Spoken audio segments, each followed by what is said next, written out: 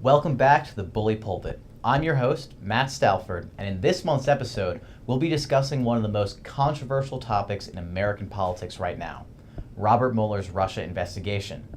There are enough moving parts to the investigation and the response to it to leave anyone confused. So although the investigation could very well be far from over, we're here to give you an objective overview of how it began, where we are now, and where it might be going in the future. Now, as a disclaimer, we're aware that many of the facts regarding this topic are hotly contested. So as always, we're relying on reputable news organizations to back up our facts and keep the Bully Pulpit as nonpartisan as possible. So let's begin with the origins of the investigation, which go all the way back to 2015. We now know that as far back as December of that year, the United States intelligence community had been alerted that thousands of Russian Twitter bots and internet trolls were supporting then-candidate Donald Trump, according to a report published by the Director of National Intelligence last January. Throughout the election cycle, the report claims, the intelligence community explored the ever-increasing activity of these Russian bots. Ultimately, they reported with high confidence that Russia had interfered in the 2016 election to benefit Donald Trump through their internet bots and their hacking of the DNC. Additionally, they were allegedly alerted to possible collusion between the Trump campaign itself and Russian intelligence. However, the details here are still murky, and this potential collusion is both the source of the investigation and the controversy that comes with it. So before we dive into the controversy surrounding each aspect of the investigation, let's take a look at the events leading up to Robert Mueller's appointment as special counsel. When Donald Trump took office, the intelligence community was still conducting their investigation into Russia's interference. In May, President Trump fired James Comey, the director of the FBI. Then, Trump's Attorney General, Jeff Sessions, was forced to recuse himself from the investigation after lying under oath about his contacts with Russian operatives during the campaign. After these shifts in leadership, Deputy Attorney General Rod Rosenstein, a Trump appointee, became responsible for the investigation. He decided to appoint Robert Mueller as a special counsel to independently and impartially oversee the investigation.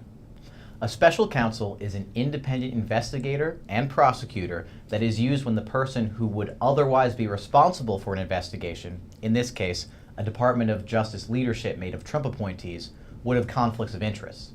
When Attorney General Jeff Sessions recused himself from the investigation, Deputy Attorney General Rod Rosenstein ordered the creation of a special counsel in order to, quote, investigate any links and/or coordination between the Russian government and individuals associated with the campaign of President Donald Trump, and any matters that arose or may arise directly from the investigation.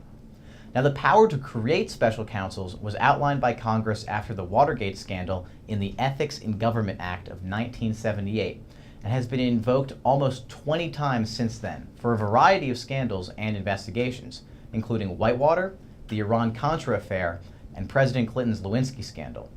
However, the provisions authorizing the creation of special counsels have not been renewed since 1999.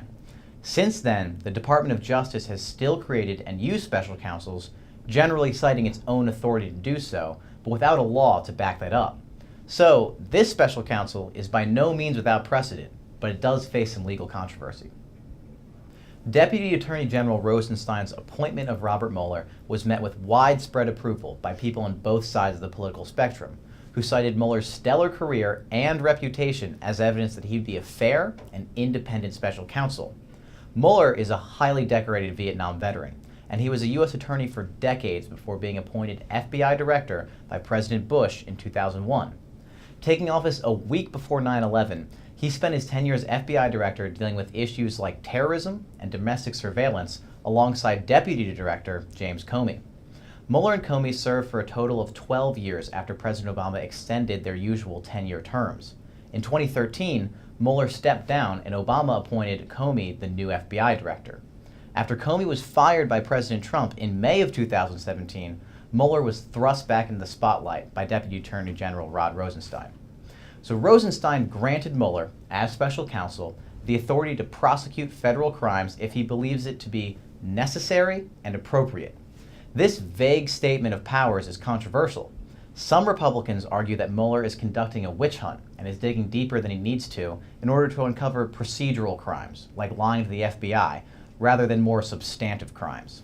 Mueller supporters argue, however, that he'll be an impartial investigator and prosecutor. That said, Mueller has not yet released a report.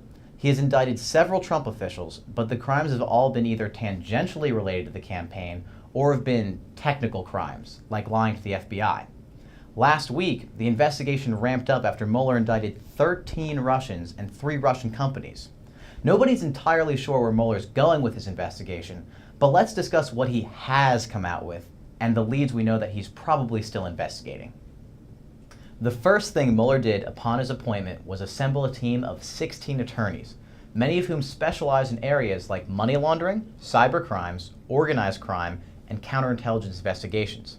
Members of his team have argued cases before the Supreme Court and worked everywhere from the FBI to the DOJ, with centuries of combined experience in law and law enforcement. Their specializations may give us insight into what kinds of crimes Mueller's investigating and attempting to prosecute. So the first indictments that Mueller released were in October of 2017 for Paul Manafort, Trump's former campaign manager, and his associate, Rick Gates. They were charged with 12 crimes, including conspiracy against the United States and conspiracy to commit money laundering, among other felony charges. The crux of these indictments was that Manafort and Gates had acted as unregistered agents of the pro-Russian Ukrainian government from 2006 to 2015 and had laundered the money they had made from doing so in order to hide their involvement. The FBI raided Manafort's home, which is only allowed when they have convinced a judge that the defendant may otherwise destroy evidence. An hour before we recorded this episode, further indictments were released detailing further allegations against Manafort. These relate to similar crimes as the previous indictments. However, while the Manafort and Gates indictments were damning in and of themselves, they didn't necessarily relate directly to the Trump campaign and the 2016 election. They were undoubtedly crimes, but Mueller's opponents claimed he was overstepping his authority by investigating crimes that are merely tangentially related to the investigation's purpose. This first real move by Mueller, after months of investigating, was thus highly controversial. Opponents claim Mueller was grasping at straws, while supporters claim that he was just getting started.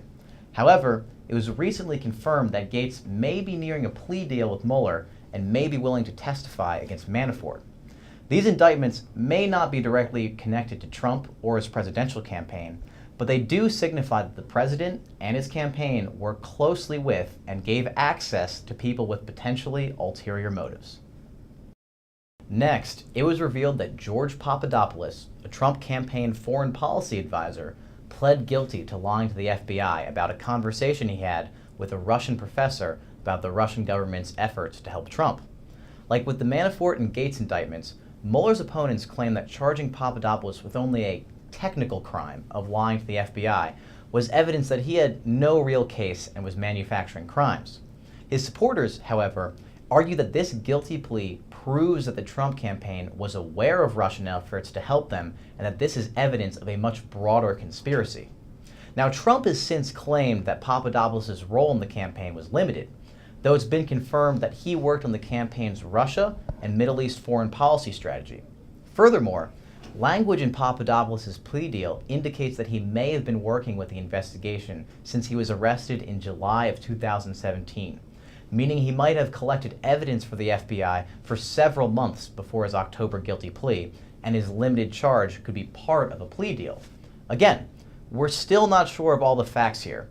Mueller is known for being highly secretive in his investigations, which has given him a good reputation throughout his career, but has led to accusations of impropriety throughout this investigation due to his lack of transparency. Both of these sets of indictments, Manafort and Gates, and then Papadopoulos, were revealed in late October. Afterwards, nothing happened for months, leading to continued speculation on both sides of the aisle about what might happen.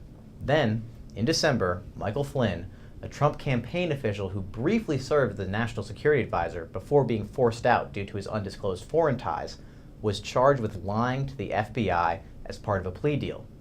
Another 2 months went by with little public activity from the Mueller investigation. But on February 16th, the special counsel's office released indictments against 13 Russian operatives and 3 companies, alleging that they engaged in operations to interfere with elections and political processes. By doing this, Mueller showed that his team is thoroughly investigating the Russian side of election interference. Now, while it is very unlikely that these particular indictments will result in trials for those accused, as Russia will likely not agree to extradite them to the U.S., they provide the most concrete evidence yet that Russia did interfere in the 2016 election. And now, despite these charges, there is still no concrete proof that Trump or anyone in the Trump campaign worked with Russia knowingly to influence the election.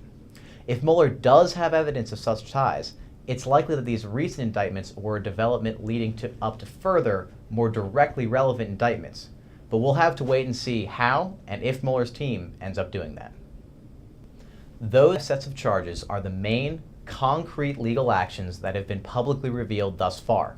But Mueller has issued grand jury subpoenas to several people, including President Trump's former chief strategist, Steve Bannon.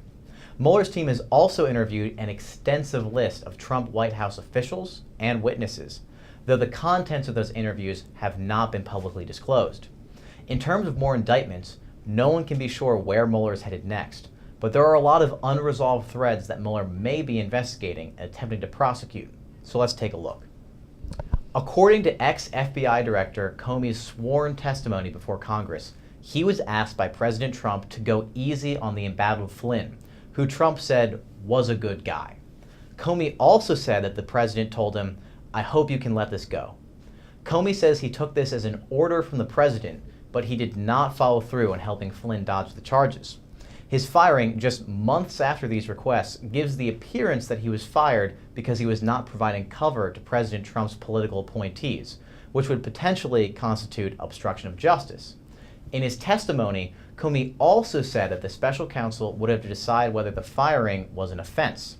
Furthermore, Trump said in an NBC interview that he let Comey go because of this Russia thing. The firing of Comey is, thus far, one of the only concrete and public actions the president himself took that may constitute a crime. Some of Trump's opponents allege that many of his actions, including his tweets attacking Comey, the FBI, and Mueller's investigation, could all be considered obstruction of justice. But from a legal perspective, it's unclear whether any of these allegations would hold up in court. However, close associates of the president have been under scrutiny for months for their activities during the campaign, though no indictments have been filed for them. These people include Trump's son Donald Jr. and his son-in-law Jared Kushner, both of whom met with Russian operatives in Trump Tower in June of 2016. In emails disclosed by Donald Jr., the campaign associates were offered, quote, official documents and information that would incriminate Hillary Clinton and her dealings with Russia as part of Russia and its government's support for Mr. Trump. At the very least, this informs us that members of then-candidate Trump's inner circle knew about the Russian government's support for them, although it does not directly implicate the campaign in illegal activity. Trump Jr. claims that it quickly became clear that they had no meaningful information, though the details here are still very murky, as is the trend in this investigation. This will likely be another focus of Special Counsel Mueller's investigation going forward. Beyond the legal realm, the debate over the Mueller investigation is inescapably political, and different factions in Congress have vied to control the optics of the investigation. In recent weeks, tensions have escalated over the investigation and the intelligence community's actions leading up to it. Devin Nunes, a Republican congressman from California who is known for working with the Trump transition team, wrote a memo about alleged FBI procedural abuses during the Obama administration, and the House Intelligence Committee voted a few weeks ago to release the memo. President Trump approved the release of the memo despite the protests of the FBI and the Department of Justice. A week later, the committee also voted to release a Democratic counter-memo that allegedly rebukes the claims of Nunes' memo. But President Trump has since blocked the release of that memo, citing the similar national security concerns that he ignored when releasing the first memo. The counter-memo is currently being redacted to satisfy the president's concerns and will likely be released soon. The memo controversy, which took center stage in late January, is over allegations that the FBI used the Steele dossier to secure a FISA warrant for surveillance of Carter Page, a foreign policy advisor on the Trump campaign. The Steele dossier is a document produced by British ex-spy Christopher Steele, who is paid by anti-Trump members of both parties to gather unflattering information on Trump. While Steele gathered his information before the election, it was not visible to the public until January, when BuzzFeed released it in full. The dossier was also allegedly hand-delivered to then FBI Director James Comey by Senator John McCain. Now, the dossier makes a lot of extremely strong allegations, and the political nature of Steele's funding has led to many Republicans to decry it as a fabricated, partisan hit job on Trump and his campaign. Democrats in Congress argue that although we don't know all the details yet, no major part of the dossier has been disproven. Once again, we'll likely find out much more in due time. What's important to know for now is that by claiming that the Steele dossier to be the source behind the FBI's alleged surveillance of the Trump campaign and the genesis of the investigation, Nunes's faction in Congress is hoping to discredit the eventual findings of that very investigation. Another controversy used by many Republicans to attack the credibility of the Mueller investigation rests on allegations of anti-Trump political bias inside the FBI. A series of texts turned over from the Department of Justice to the House reveals that one of the agents initially leading the Mueller team, Peter Strzoka, has exchanged texts with his girlfriend and fellow FBI agent Lisa Page, disparaging the then candidate Trump. While many conservatives have argued that the political bias of Strzoka has tainted the investigation, the agents in question were immediately removed from the investigation upon discovery of the texts, which the investigation's supporters argue is a sign that Mueller is trying his best to stay impartial. So that's most of what we know so far, at least the concrete and relevant parts. Clearly, there are a lot of different details and facets to this investigation, many of which are still extremely unclear, and speculating on every possible outcome would take hours. Most of the argument between congressional Republicans and Democrats is simply posturing for the battle that will likely occur if Mueller returns any concrete findings of wrongdoing within the Trump campaign or administration. Until the investigation ends, however, the public will not know at all what went on in the campaign or the West Wing. If Mueller returns indictments against high-level administration members, or if he implicates President Trump, Democratic calls for impeachment will likely increase and will be used as a rallying cry in the upcoming midterm elections. If he comes back with nothing, or with very little, the country will likely move on, and Trump will gain more credibility against his opponents, who he has long decried as dishonest.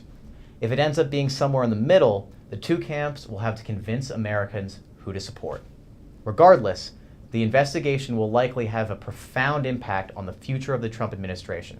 So stay tuned to see what happens as Mueller's investigation moves forward. I'm Matt Stalford. This has been The Bully Pulpit. Thanks for watching, and we'll see you next month.